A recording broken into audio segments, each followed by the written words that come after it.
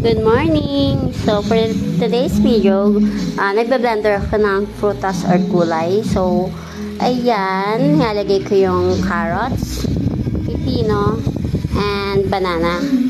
Yan, bine-blender ko siya. Water lang yung nilagay ko kasi yung nabili ni Habi is hindi siya non-fat milk.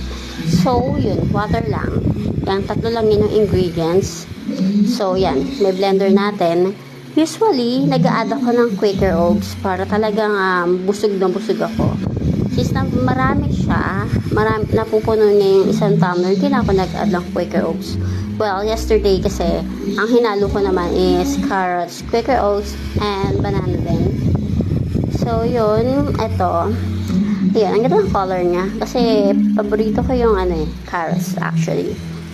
Usually, talaga, ang binabaan ko din, yung pipino na may suka, paminta din, asin.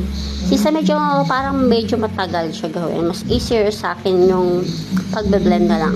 Yan. Yan yung ginagamit ko. At yan lang yung kinakain ko sa gabi bago, during office hours. Usually kasi, once a day lang ako kumakain ng kanin. Since that I diagnosed noong 2021 na may PCOS. Ayan. So, sa ginawa ko niyan, kagawa ko ng 2 tumbler ng blend.